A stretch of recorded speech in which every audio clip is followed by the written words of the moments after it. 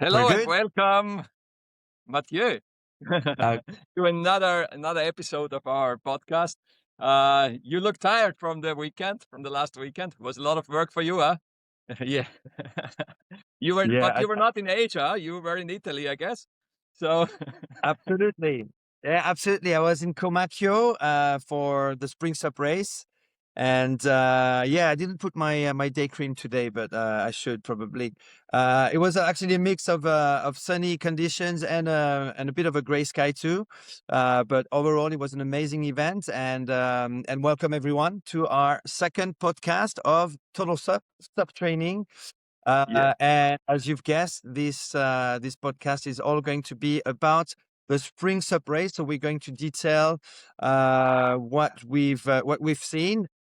Me, obviously, on the site, and Christian Taha watching the live stream, and obviously discussing with his the athletes that he coaches, because Christian is actually a renowned athlete and coach. He coaches through the program called SUP.Training, and he had many athletes taking part in the event.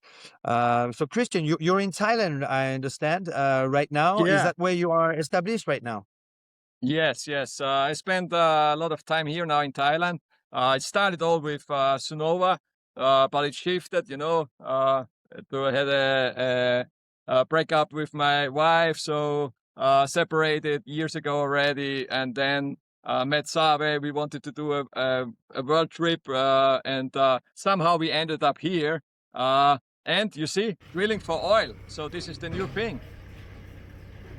Really? You're digging, Yeah, oil and it's digging. really good, We have an oven here over there where we produce the diesel and the benzol. So it's a really, really good economical situation at the moment for our business. I, I don't know how much of this is true. It's really funny anyway. And a big change from Austria, where you're originally from, obviously. Do you actually Yeah. come back to Europe anytime soon? Yes, sure. So I was actually following the racing all the time. So the live stream was good. And so I was really happy to follow all the things, communicating online with my athletes. And yeah, was really nice. And I come back to Europe now in May and come to the Lake Rocks Festival and stay there. Perfect. And we'll spend until June. I will spend time in Europe and meet my athletes, do testings, to meet my family, and so on. And yeah, this is not oil. Mathieu was not falling for this joke, because it's an Austrian joke. It's never serious. Yeah. So this is just from the construction side, because they are putting poles into the ground for a house here. So this is actually Martin Janke's house, which is built here. Okay.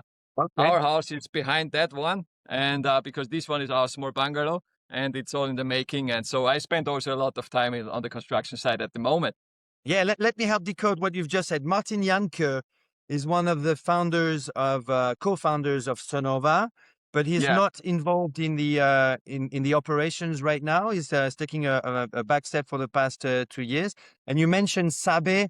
We're talking about Sabine Fischer, who's from Switzerland, who is a top absolutely. international racer now, competing in the 40 plus division, as we saw in Abu Dhabi in October 2025. So let's decode the Spring Sup Race 2026.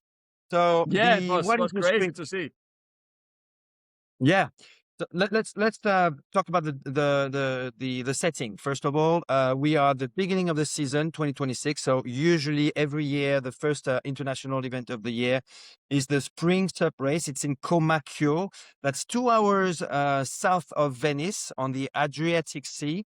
But the event doesn't take place on the sea or in ocean conditions, but on the lake, which is adjacent to the sea, about 500 meters from the sea.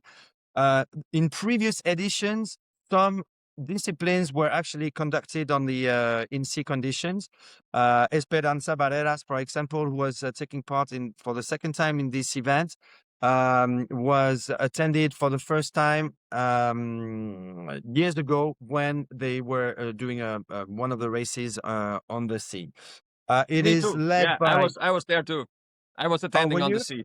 How was Yeah, yeah, it yeah. then? How in It comparison was, to the lake conditions? yeah, I can relate that they moved to the lake because it's like it's bumpy out there, you know. It's like Adriatic chaos, you know. So there's always a little bit of wind. There's always like cross waves from everywhere. Like the water is moving like crazy. So it's not easy, you know.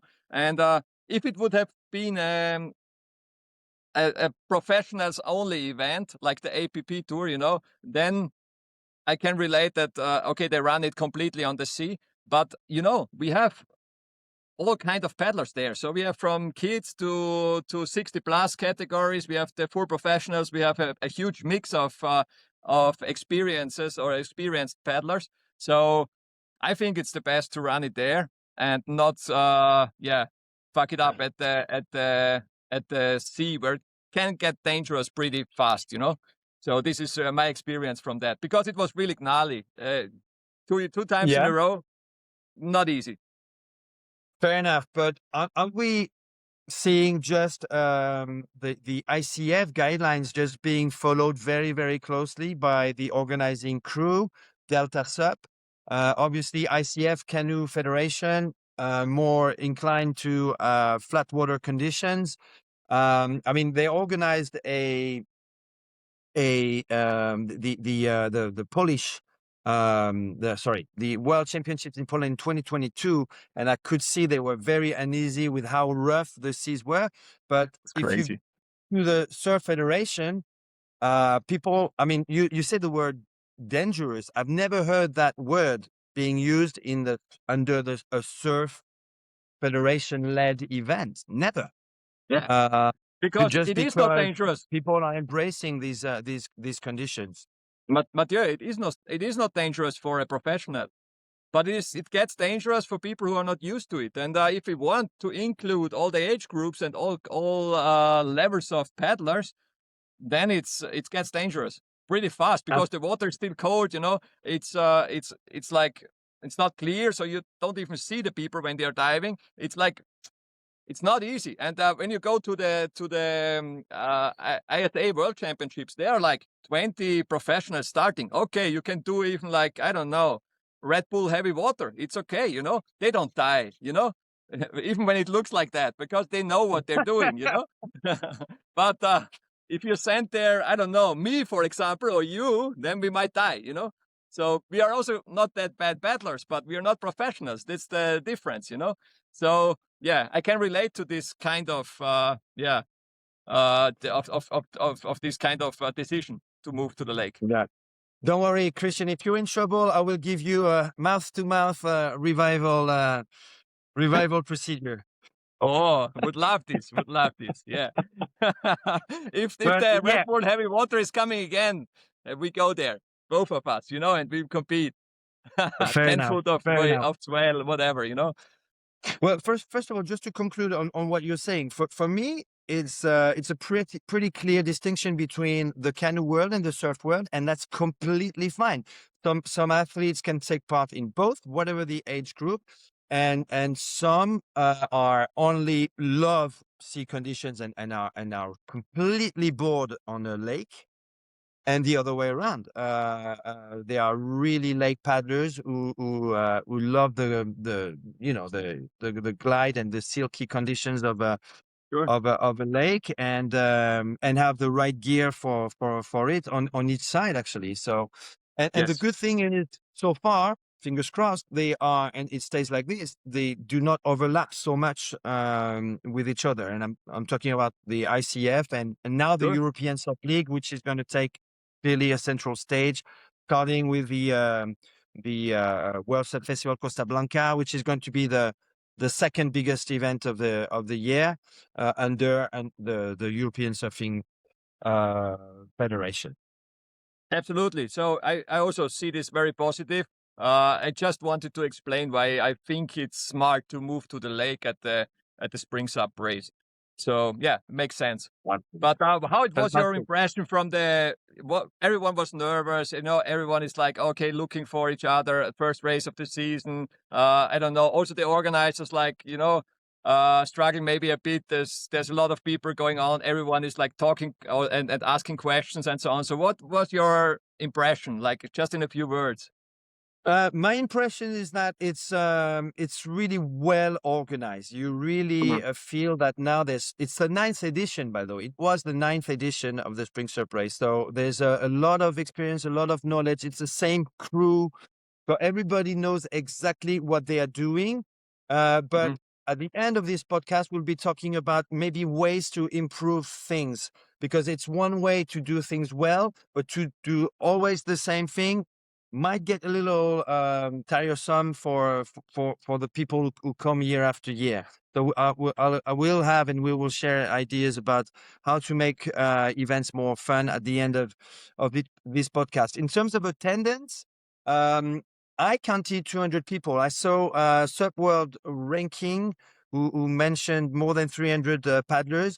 Maybe they use a different count, but I think the number was slightly down. However, there are people in every single age group, and the great thing now is that we've got, and that was the case last year, 60 plus division, which is definitely fought for, especially in the men's. You have a big bunch of top guys in this age group, and there is a Very petition strong. going on for this age group to be adopted also at the ICF SUP Worlds.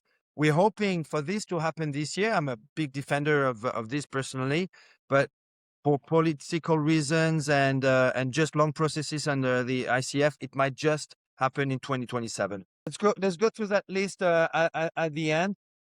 So let's talk about the results. Clearly, in the open men and women, Yeah, sure. they were in both men and women. We had the same podium in the technical race and the long distance, but in a different order. That is completely understandable from a women's point of view, because the clear 3 favorites in this division were 3 world champions, 2 junior world champions, Cecilia Pampinella and Claudia Postiglione, and a multi-time, I think it's 8 or 9 time world champion under the 2 federations, Esperanza Barreras, who, for personal reasons, did not race in the second half of 2025.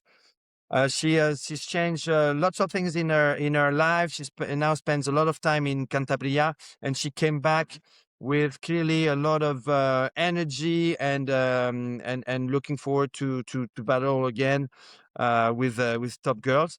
So in the women, we had And Cecilia Pampinella. she's actually a masters athlete already.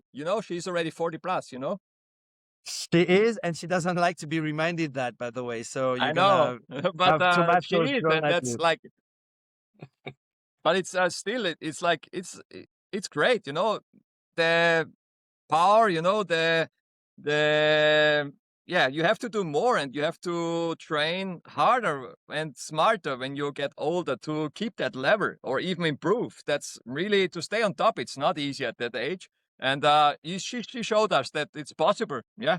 And it's great. It was great to see her in top form. In the tech race, clearly she had a very, very strong out of the gate. Cecilia Pampinella, she took the lead from the get-go. She's really known for being a top sprinter, Cecilia in particular. So she had that extra speed at the beginning of the final. And Espe managed to position herself in second place.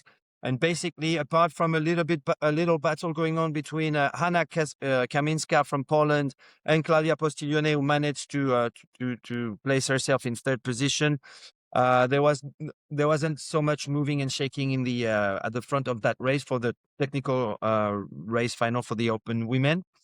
And for the men, Espe yes, was never a technical race specialist. She was never a sprinter. She was at the top in the ISA's technical racing, which is 5 kilometer, something. Then yeah, it's long enough for her. But she was never the big sprinter. She went to the finals in the 200 meters and so on.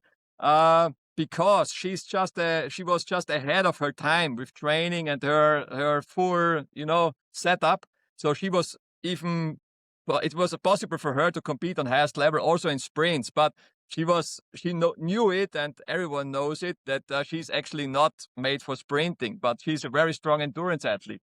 And yeah, so the second place was actually better than I thought in the technical race for her. I mean, yeah, given that you had Claudia Postiglione, Yeah. top young paddlers from Italy, Yeah, Hanna is also a two-time. very strong sprinter. Hanna Kaminska is very strong, and she improved a lot. She's training now with Andri as a coach, Andri Krater. And I follow her trainings, because we are teaching the same team. And so she has improved a lot, and she did a lot of good work, So yeah, it's strong. It's even under this light, you see that Espe did a great job to come back and perform that strong, even in the short distances. Yeah, absolutely. In the open men, the man of the moment in Italy, Nicolo Rico. I mean, back in El Salvador at the World Championship under the ISA, I could see that this guy was really up to something. He got one podium in El Salvador, but he could have scored two more. He was just very unlucky.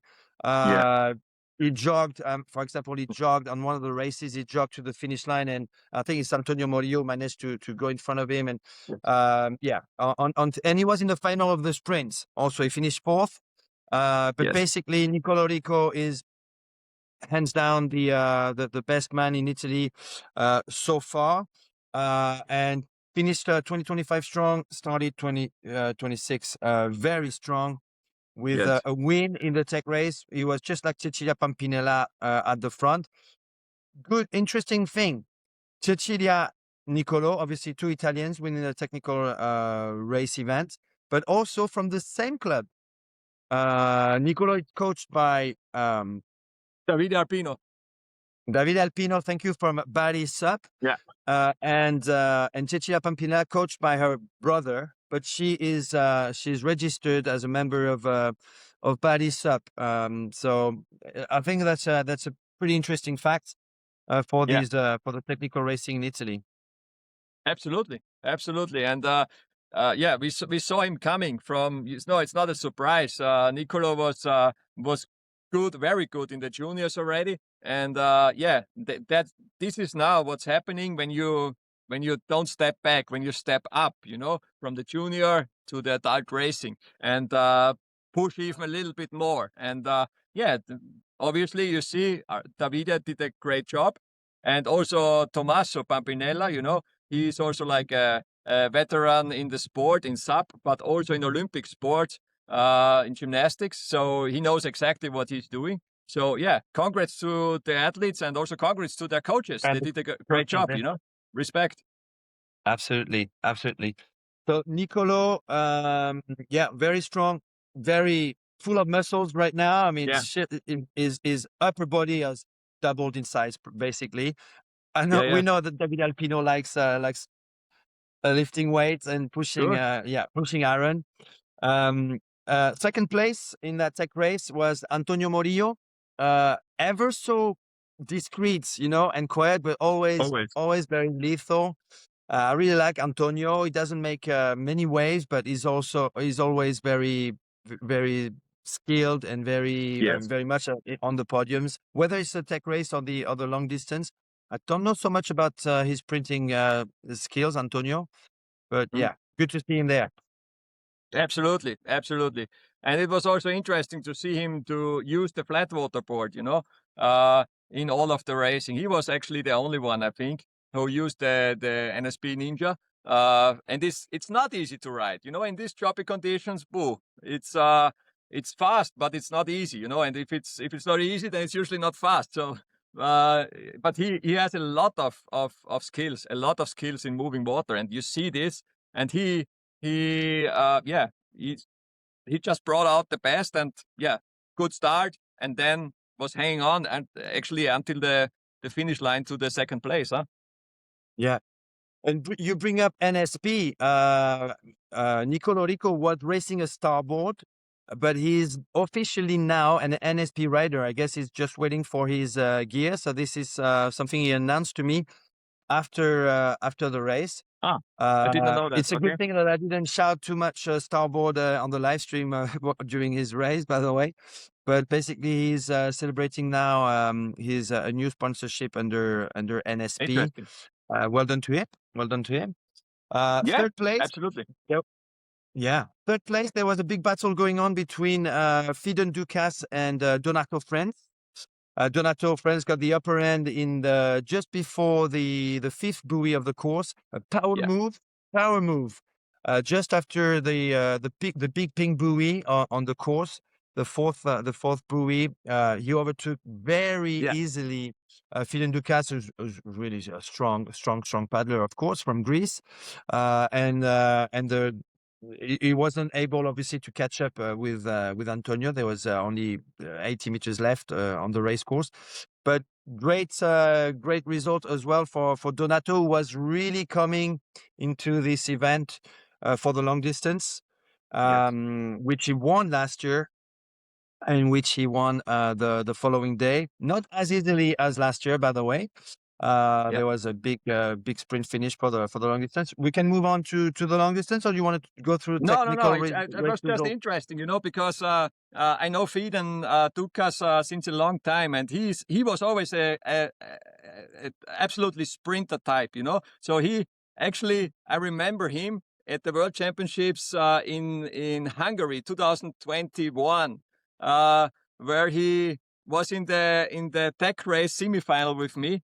And until the first buoy, which was 300 meters ahead, he was like 2 board lengths in front of me. And then he started to die slowly, And I was catching up to him, and somehow I overtook him somewhere, And he was completely fucked up because he had like only 500 meters in his tank, and the race course was 1 kilometer or 1.2 or something, And so actually he improved already a lot. And when you see the results from the other races, he's really, really strong in sprinting, and he's improving slowly his basic endurance, let's say, his base work. And so he's getting there. But there you saw, Fiden was starting really strong, really fast. And then, there was Donato, who still got something left in the tank. And then you're like standing still, and the other guy is just passing. That's when you hit the ceiling, and that's it. That's what we saw. And he was fighting for it, but was not possible for him to stay there at the third place. It's true, and the field was huge, by the way. It's you had many big names in this competition, the open men. In the final, you had Paolo Marconi, Filippo Mercuriali, Manuel Oyuela was strengthening at the back, as well as Riccardo Rossi, back from a knee injury.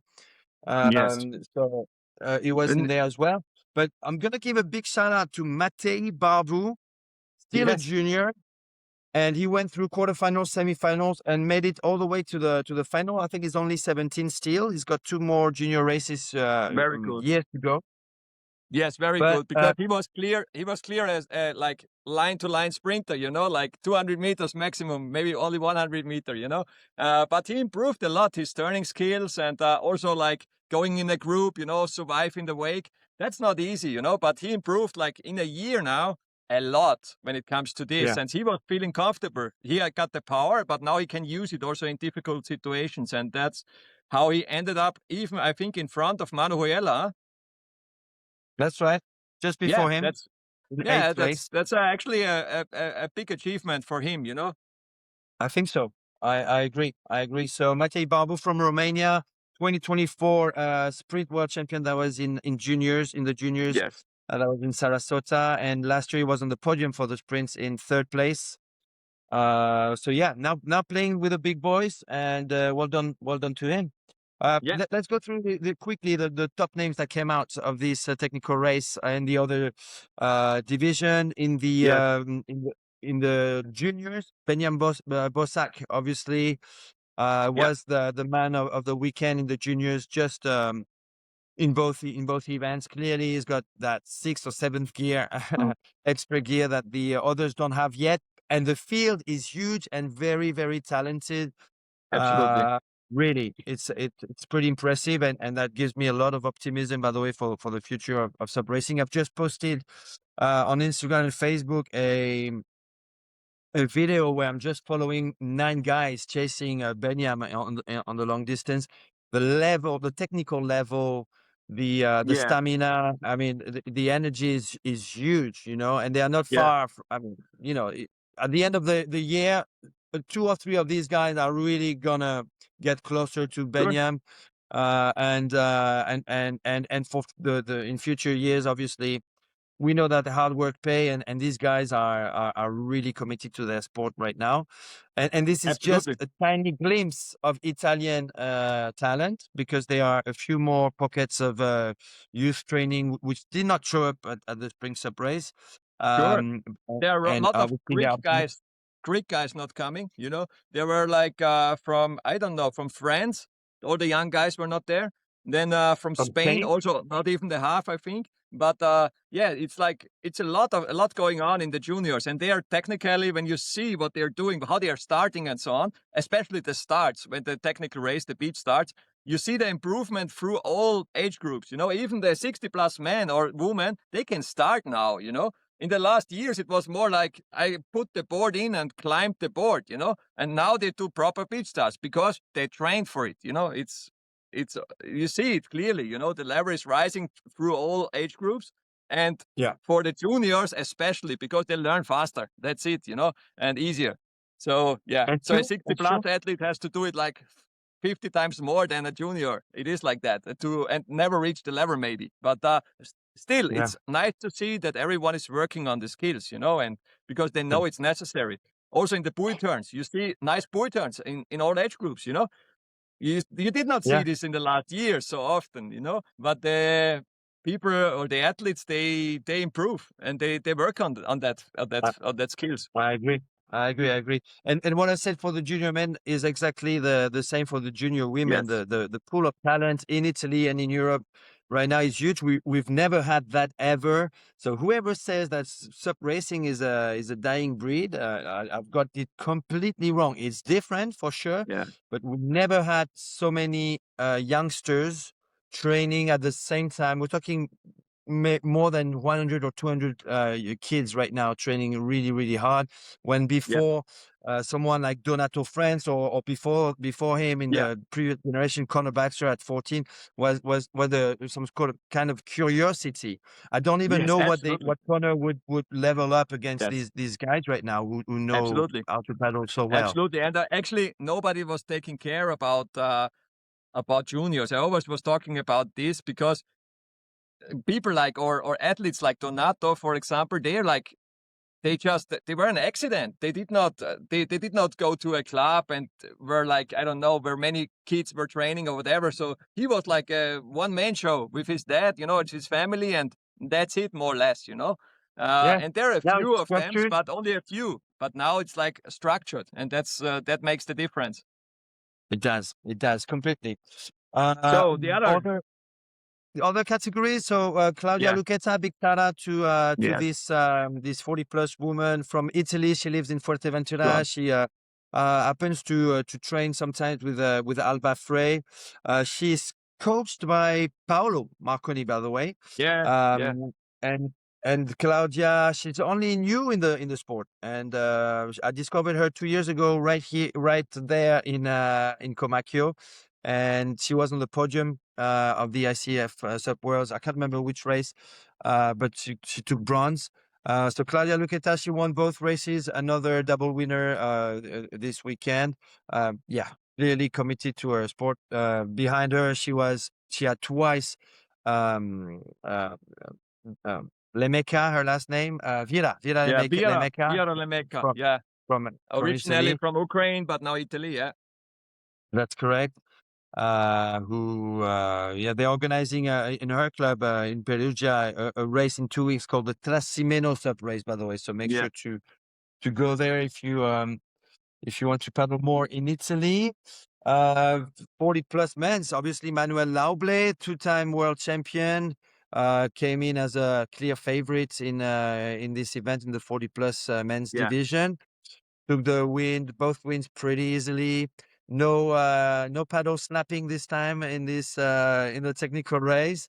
Yeah, Because yes, I indeed. heard you telling the story a few times, but actually it was wrong, yeah, because he did Ah, not snap the paddle in the final, you know. He no, snapped the not in the paddle in the final, semi-final, and he went to the semi-final. final, and then it was his fault. He fucked the final up, you know. See, he was like running out of power because of the job, and everything was too much for him at this one race. And he was overtaken at the second last buoy by Hermann Huslein. And Hermann Huslein took the bronze medal. This was and not Manu. So Manu did not win even a medal at the technical race. Ah, I need to Yeah, yeah, yeah. rewatch it. So I thought he was out from the semis. No, He no, was no, not no, out no. from the semis. He was not out because he grabbed the paddle from the Spanish paddler. You remember? Yeah, yeah. And because they Someone were threw a just paddle at him. next to the buoy somehow, and then he did, I think, the fastest 300-meter sprint I've ever seen from an athlete, and overtook for 2 or 3 or 4, I don't know, athletes to the finish line, and still made it Okay. to the final. But then he ran out of gas there, and he was not able to Thank- move to the podium. But yeah, but he was a clear Yeah. favorite, yes, and he did a lot of training, and he's actually, yeah, on top in the 40 plus in all race disciplines at the moment, for sure. Yeah. Except I'm not a ocean big racing, fan. maybe. Ocean racing, we can talk about, you know? Oh, yeah, exactly.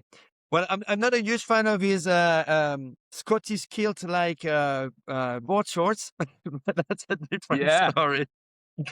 Yeah, you know, this That's style, boy, you know, style and humor, it's two things which we can always discuss with Germans, you know? well, it's almost Swiss because he lives on the Swiss border. Anyway.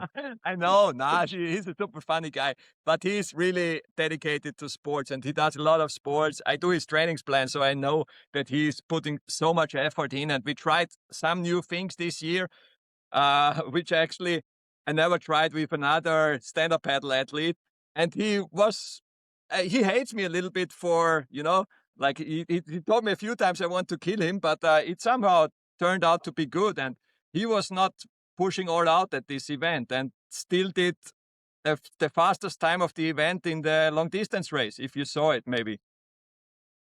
Remind me? No, Manuel Lauble did the fastest time in the long distance all over. All over? Alone. Yes, but he was only going 90%, so he was going alone, and he would have, I think he would have had like 10% in the tank, because it was Are not you saying necessary Manuel to push Lauble on. did faster than the open man Yeah, in the sure. 40 plus? 1 minute. Are Not you kidding me? not Yeah, you did not get Whoa. that? I was doing the statistics soon as the race was ending, because I thought already, okay, this will be interesting. That's why you're here, Christian. I talk, I run Yeah, to yeah, the yeah. airport, I jump on the plane, and I I know. move on to No, other it's things. just, yeah, not just an interesting side story, you know. Can never compare it 100%, because it was tactical at the long distance race of the open man. You know, they were not pushing all the time full, so it's not 100% comparable. But anyway, he would have been in the mix for sure. I've got the time. 104.41 for Donato, and let's have a look at Manuel. 104.24 Yeah, for Manuel Lauble. yeah. Lord. So it was That's just 10.3 incredible. average and 10.2 for Donato. And Zabox Fodor from Was going Hungary, with him, yeah. 104.29. He was obviously all the time drafting him all the time. Yeah. Which was, by the way, a pretty clever teamwork from the part of Leaderboard Corp. The Sure. idea was to make sure that they put 2 Leaderboard Corp on the podium, and they did. But, Well done to them. you have to go with Manuel in this case, you know. So Sabi did a great job in winter training. Obviously, you have seen that, because I can tell you from the statistics, Manu did at the start almost 16 kilometers per hour, and then you have to follow him, you know. So it's not that easy, you know. So No, it's not. Sabi did well, and okay, he maybe did not try to get rid of him on after kilometer 2 or 3, you know, because then they just kept on going 10.3, 10.4, 10.2, somewhere here in this range, you know. But still, it's super fast, you know, and Sabi was hanging on, and this is a big achievement. And he showed that he improved from last year a lot, because I remember last year at the Wolfgangsee, at the Legend of Ox, he was not able to follow him, not even close. And this Oh. year, he was there, you know. So yeah, he improved So, for sure. so we can assume that Manuel Lable, we don't know if he would have won the Open Man, but No, he but maybe would not. be. But He would. he would have been in the mix. He would have been in the first group for sure, you know. And he will That's where I show was it at getting the at. at the Lake Rocks, you know, because at the Lake Rocks, you know, their age groups are going together. So this is the most interesting part, actually, you know, because you have these age groups, but it's not. Sometimes it's nice to race in your own group, you know, but sometimes it's also nice for age group athletes to, like, for the good ones, to like see where the others are, you know, and to stay with them. So Manuel was leading last year already after the, I think, second buoy or something at the Lake Rocks in front of Michael Booth. He was not able to continue to the finish line, the lead, you know, but he was in there in the mix. And yeah, so you see, similar to Espe, you know, there is still the possibility to do like world-class racing also on higher age, you know. Yeah, absolutely. Let's look at what the 50 plus women did. We had a two-time world champion from 2025 making Yes. participating for the first time in the Spring Sub Race. Edith Turcotte from Quebec, Yeah. Canada. Yes. She took the tech race win pretty easily, comfortably. She was racing really, really Super strong. all day on the Saturday, but she was completely challenged on the Sunday, finishing third, behind Sara Odera, who was second, who was on two podiums, just Well like done, Sarah. Edith. Yes. Was a surprise for me, but she did a lot of work, good work actually. And Absolutely, and Silvia Carletti was also on the podium for the technical race in the 50 yeah, plus. The 50 plus woman athlete who took the win in the long distance is Andrea Forer, yes, very strong paddler from Switzerland. yeah, I mean, obviously, I don't want this to overshadow a victory, but I was surprised that she was able or authorized to draft the 40 plus women most of the time, who were yes, Claudia Luqueta and Vera Lemeca. yes, And obviously that happened in all age groups, in all categories. We saw yes, that happening between Nicola Masci and Gabor Zabo and so on. yes. But one And of the also, improvements, Arndt Dünzinger in the 60 plus, you know, he was also going with the 50 plus. So the best of each age group, they can, you know, they can stay with another age group. It's not a big deal, because they are just better than the others, because that's why they are in front, you know. And yeah, Andrea Fora is not a newbie in sports, you know. She I know. was a basketball national team player. And she still plays national team in the Masters, and in the Masters still basketball. And she's training a lot, and she's super fit. You know, I trained a I few know. times with her in Switzerland. Yeah, she's just really strong. You know, maybe Yeah. at the moment the strongest in Switzerland, strongest No. paddler. She's amazing, and I just think that from the organization point of view, I would say you either are allowed, and it's great, everybody's in Yeah, the same part, or you are not allowed, and then you make it so that people can actually know who is who in a race to avoid yeah. drafting the people you're not supposed to draft. Um, I have an and opinion yeah, on that. I would separate it at the World Championships, because there are a lot of age group athletes at your age group, and then it's a real race just within your age group. But then you really separate it. So like really, there's no 40 plus with 50 plus together and stuff like that. And you all go together, if possible somehow, like on the Lake Rocks. in all other events, because sometimes, you only have 2 starters in 60 plus or whatever, or 5, then it's boring. We even took this on the other level already, like 7, 8 years ago in Austria. There was no separation between women and men anymore. So we did, because it was very common at that time that the women's race is an extra race and there was not allowed to draft the men and so on. So I pushed, as a president of the federation, I decided to make an open race for the girls, because there were only 5 girls and they did not have a real race. And then they were in the mix.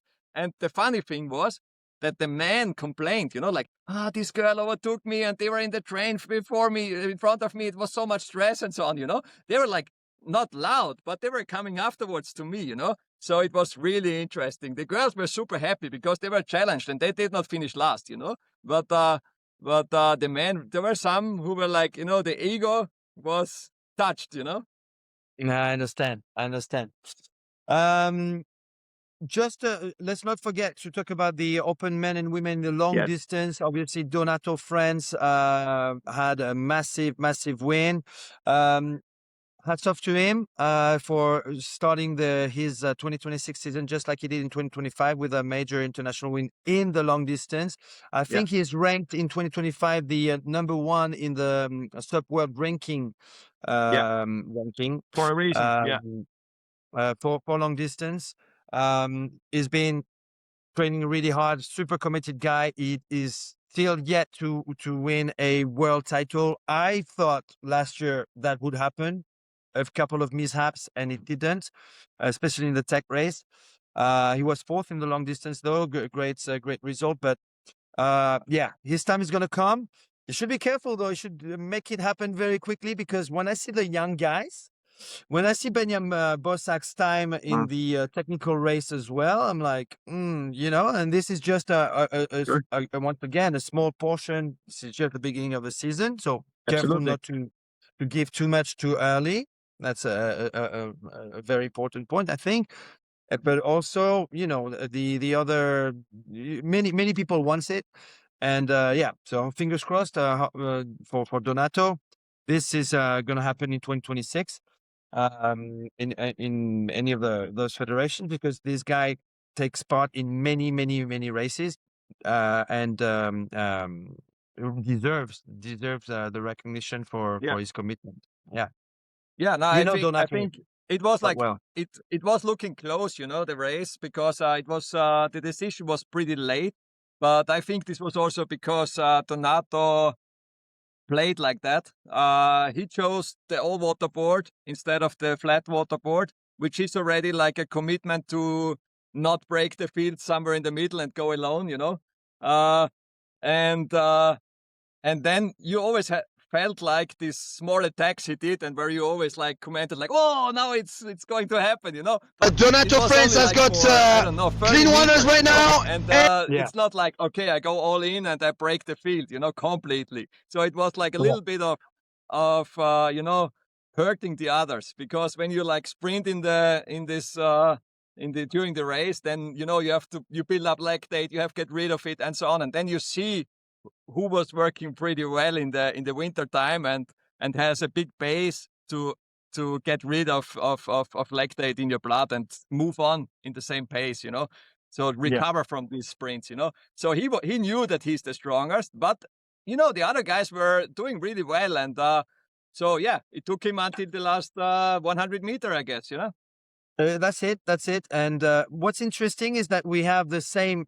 Although we had a big group of paddlers at the front for most of the race, like 10 or 11, 10, I think.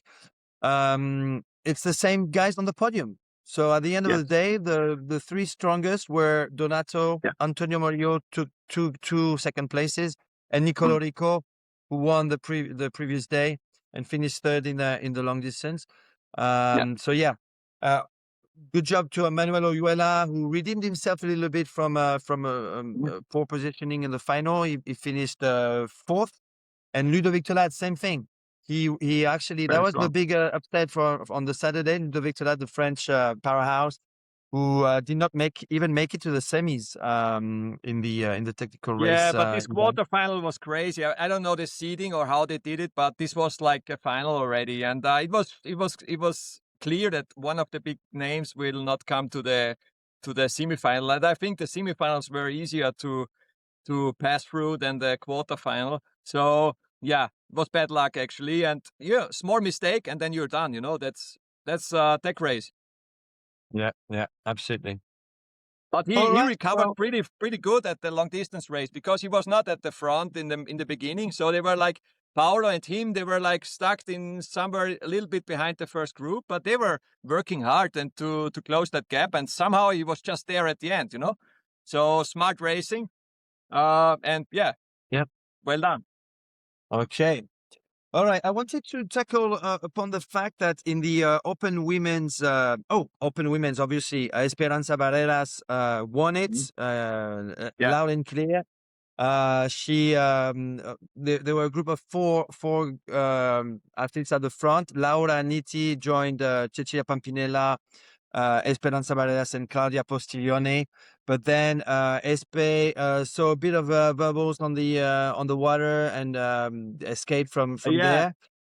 You can also tell like you drove the boat and made it easier for her, you know. So it was a little bit unlucky because I saw it in the stream. You came not really close, but she saw the wake arriving and from the boat, and she turned like, you know, like made like a few strokes and just like came so much closer. And the guy on the boat, they were not used to this kind of movements maybe, so they did not react at all. So yeah, it was smart, but I think she would have won anyway. But it was she has the experience, and the others were just following her. So yeah. No, she Smart does. First of all, I'm not the boat captain, by the way. First of all, I thought you did everything, like filming, driving. No, usually you do it all, huh? And talking actually. Exactly. But yeah, no. Clearly, that boat wake was, I think, the game changer in this race, indeed. But at the end of the day, it comes for four paddlers at the same time. Yeah. You could clearly see Laura Nitti really being bothered by it. She lost actually her stance on this, but it was it's a clean wave, by the way. It's a clean boat wake. It's not like it's a big thing coming out of surprise. The boat goes slowly in front of them, and at very low speed creates something that's 30 meters high. If you know how to deal with it, you know how to deal with it. Clearly, Espe was better at that. I think the others did not even see it, you know. So it's really an experience thing, you know. You have those guys who are like always, you know, watching what's going on around them, and then they jump on exactly this, and yeah, it's an advantage. But yeah, it's part of the game, as you told. Okay, it can happen. It can also happen in in an ocean race that you get a better bump or a wave or whatever. It's not unfair. It's just like you got it faster, or reacted faster, and you were able to use it. That's it. Yeah. Or you know what? I'm thinking of boards blocking sometimes the arrival of some paddlers on a race. Yeah. I mean, you can lose one or two or three spots because of that. For example, if the caddies are not fast enough at picking up. Yeah, picking up the sure. ball. Or the guy in front of you in the draft ring is falling. Then you're fucked, you know, when you're not strong enough to close that gap. It's like 10 meters, and when you're already on your max, then it kills you, you know. That was happening in this race for Arndt Dünzinger when he was starting really fast, and then in front of him someone was falling, and he was suddenly alone, you know, somewhere, you know. That's it, you know. Yeah, that's it, exactly. And you have to fight. Okay, so how about the juniors in the long distance? You mentioned this nice video you posted. It was really looking so good. Yeah, absolutely. Well, Benjamin Bosak clearly well in front, unreachable at this stage of the season. I think at least in this part of the world. You have. I'm trying to think who among the Spaniards who were not here could rival with him right now. I'm going blank, but yeah. Anyway, in this competition, he was really far ahead. Matteo Panisco from Taranto, SUP Academy Taranto, was finished in second place. But really, with that pack of wolves, young wolves, chasing him, it could have been anybody. Actually, one of the big losers in this, and I'm going to give a shout out to him because I really like his paddling style and energy, is Gianluca Corriero, who was on a Sonova board. He was at the front all the time with Matteo Panisco, Serse Sabato, and many others, Mattia Rutiliano, and more. But he finished in sixth place. He prepared for the for a big sprint finish, unleashed himself, and just by the moment he unleashed himself early, so that was actually pretty clever. Yeah. For some reason, at that very moment, 2 or 3 guys really pushed harder, and that's it. The finish was gone for him. So timing is clearly key in these moments. And yeah. But what I Gianluca saw was really clear in your video, and we will show it now in the stream too, is that the many different boards which were used in this video, in this race, in this junior race. So there was this starboard sprint, then there was this Sonova Flatwater, then there was the All Star, I think 2 times or something, you know. Then there was the Infinity, the Allwaterboard. And they're all at the same speed. And this was really interesting because, you know, I always have the discussions, and you for sure too, you know, with athletes. Okay, it's a flatwater race. What should I use different than a flatwater board, you know, because it's faster.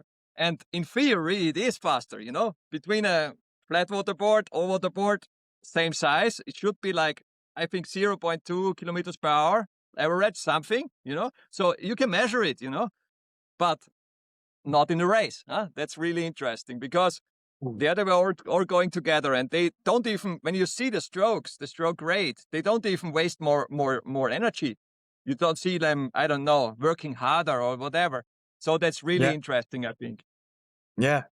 At the front, though, a light board core paradoxa, which seems to be recognized by many as a top board for flatwater conditions. If you look at Eddie Turcotte, Manuel Lauble, Zabi, Fodor, Benjamin Bosak, of course, Arne Dunzinger, like historically associated with starboard, and all these guys had wins this weekend. I mean, talking about boards, I don't know what this one has got some more special than the others. I know that it's built differently. First of all, it's a hollow board, but it seems to be well appreciated for a very fast flatwater board. It's a very good board. I raced it last year in Legend of Ox. I used the 21-inch because I did not have another board, so I just used that one from the organizers. And yeah, it's a really good board. It feels different, you know. It's super lightweight, so the first strokes feel like, okay, it's super fast. But it also makes it the low weight also makes it a little bit more nervous. So you're like shaking a little. The small movements are much faster, so you have to get used to it. I was not used to it, so I was like at the beginning like ooh a few times, you know. But yeah, Gerd Weisner, you know, he did a lot of development in the last years, and the boards were not bad, I would say, but all of the 3 boards he had before, or 4 boards he had before, they had some problems, you know, like one was super fast but not stable. The other one was not so fast but good in surfing, you know, and so on. So every board had like a special stuff, you know. And I remember, well, there was the free racer. It was the flat deck board, and actually I liked it the most because it was just fast. I don't know, but it was a little bit difficult to paddle because you're standing so high above the water level. And I think he took somehow this kind of rocker from that board, which was really, really good, and created a new one, you know, out of it. So try to put the different good things from all boards together. And yeah, that's what the paradox is. It's a good board, for sure. Yeah. All right, Chris, this podcast is getting very long, so I think we should tackle the last point of this of our subject today, about the Spring SUP race. I I came out of this event thinking, wow, another great delivery by TotalSUP, by Simone Tugnoli-Peron and his team. Amazing event. But I've seen it happen so often. There was some kind of warning bell in my head saying, let's be careful, organizers, to not, when you have something that works really well, to not repeat the same thing over and over. Because if you attend the event 3, 4, 5 times in a row, first of all, you tend to mix the editions, because they are all scheduled in the same way. They all have the same formats. The podium is at the same place. Everything is pretty much the same. So I would really recommend Simone, and humbly, of course, they're doing an amazing job. And his team, and perhaps other organizers doing events, to try and bring some novelties and some changes every year to make it unique. Talking about formats, for example, the long distance format, the one buoy at the start, one buoy at the end, and 2 straight lines is, it gets pretty boring and uneventful. Or can be uneventful, at least when there's one guy at the front and never to be seen again. If you had buoys, money grabs in the middle, like who gets there first in the middle of the race, just like cycling, you get that extra money, or Sure. or money or something else. Maybe a beach run in the middle of the long distance. A lot of long distance races are actually quite work like that, and really well. Something new, maybe a zigzag, and so on. I totally agree with the long distance race, but I disagree on the new things they brought, because they changed the SUP race instead of the sprint, which you can talk about and you can argue about, but it was a change. And second thing, they changed the technical race a few times already. So the race course is not the same like in the last year's edition. Okay, So they sure. did some improvements and they changed something. So I think it's good progression, They know now what is working, which part of the beach they use and so on. But for sure, you're right, at the long distance race, not because of the racers themselves. I think they don't mind if they go just straight or one more buoy turn or one more beach run or whatever. It's not more exciting somehow, because you're stuck in your race anyway, But for the spectators, when you see a live stream or you are at the beach, then it's a huge difference, if you do something like you told. Actually, at the Lake Rocks, the lake is so small that you have to do laps somehow, So actually, this is the good thing, that you can watch it from different points at the lake at the same time. And I mean, exactly. If you only used half of the lake and do laps, you would definitely create at least a novelty. I think it's worth trying. What also gets boring is remember, Mathieu, remember the European Championships on the canoe track in Szeged? They did the laps, but this was, let's say, not really good, because they were starting to overlap each other, the different categories. No one knew where they are, what race is going on and so on. So you have to be careful with this stuff. I totally agree on that stuff, but we have the experience already from other races that it's not that easy. But for example, a beach run would be like a pretty cool thing, because then you really can cheer the guys, I don't know, shout with them as a coach or as a family member. And exactly. it's cool. Yeah. Exactly. Or take it to the sea as well. That's another take on a good day. Have the option to go into the ocean in calm conditions. Obviously, why not? But also in the ocean, it's not better to watch it, because they're gone and then they're coming back. So what to do, So maybe it's more exciting for the racers, but not when they don't like the waves. So for the spectators, it makes no difference if it's on the sea or on the lake. But So yeah, I was I totally thinking from agree an to athlete. work on I think the other stuff is like they improve every year, but to work on the long distance race course is definitely one thing which they can do. Yeah. And so you don't need a boat, or the boat is just anchoring somewhere and you do the commentation from there and something like that. Yeah. And another suggestion I actually made to Simone straight away is, I mean, the venue is amazing, but it's completely underused. We are all together, living together for 3 days. There's a great restaurant. There's everything for potentially music or movie night or talks, little conference, because it's a hotel resort. It's a holiday resort. So you've got plenty of place to do for very little budget or nothing. I mean, if you give the mic to Stop Training or on coaching, or Andre Crater about coaching, or to Gerd Weisner about Leaderboard Corp, or to other event organizers who take 5 minutes to present their event and so on, you have all of a sudden the community, spending time together, having a drink together, Yeah. and Mathieu, so on. we did that before. We did that Where? already. Yeah. At the SPRING SUP RACE? Like 2-3 years ago, we did exactly that. We did a coaching summit. There were like Oscar, for example, from Espe, the husband, and we were talking there, and other coaches were listening and asking questions and so on. So it was good, actually. Okay. But I don't know why they Okay. did not move on, because you have this kind of community also in Italy. Like, why not take, I don't know, Tommaso Pampinella to talk about sports science or whatever, or training, or Exactly. or I don't know how he works, and or other guys, from the coachings. Would be interesting, I think, for everyone, because the guys, they were really interested, the spectators, to ask specific questions for their clubs, for their teams, and actually, like Oscar at that time, Oscar and me, we are thinking the same way, and most of the, let's say, coaches who do it professionally think the same way. We are actually sharing everything, because there is no secret.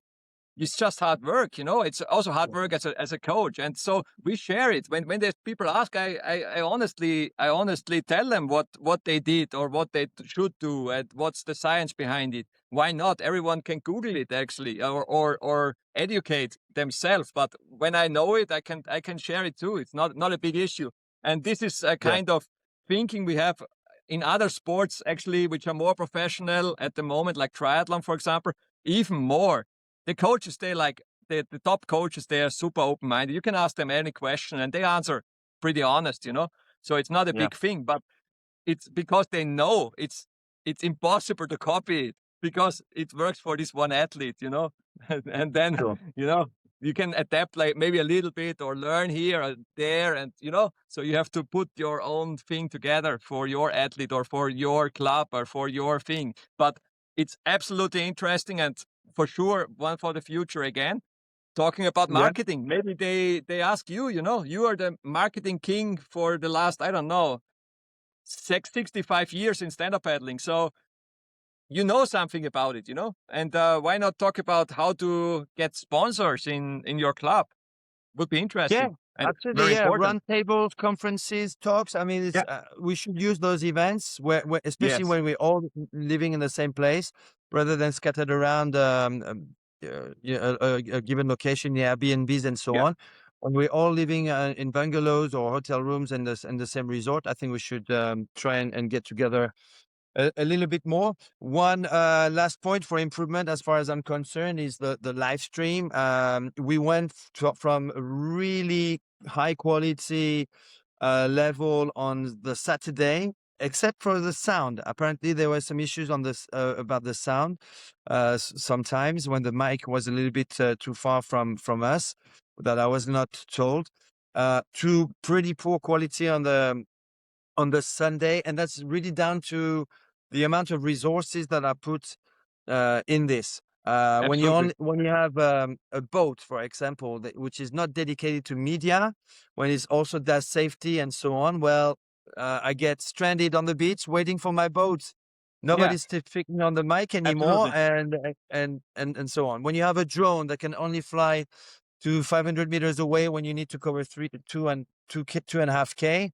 Sure. Well, what can you do? They have to right? sit down, and I think they know it. They have to sit down and they have to go through these points and improve it for next year, for absolutely sure. Because it's important, to have this coverage and to have this good quality live stream. It's not easy, but on the other hand, it's easy. But you have to take care of it. So they actually, at the moment, most of the organizers, they really focus on the athletes, and this is a good thing. But the next step is also to improve the whole thing, and the whole thing is also like media and so on, So this Absolutely. is for sure on this level where they already are. They have to put also some energy and money in this part. Yeah.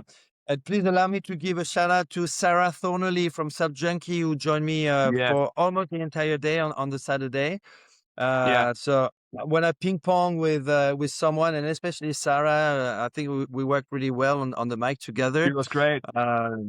So big shout out to her, and big thanks for taking our time to be on the mic with me on the Saturday for the technical races. Okay, perfect. I just got like a package from overseas for Sabe, who is upstairs. So real life in the jungle, I have to sign it. But Sarah was great, and I was only like, almost joking because of the ping pong which you played with her. This is a different ping pong than we play in Thailand,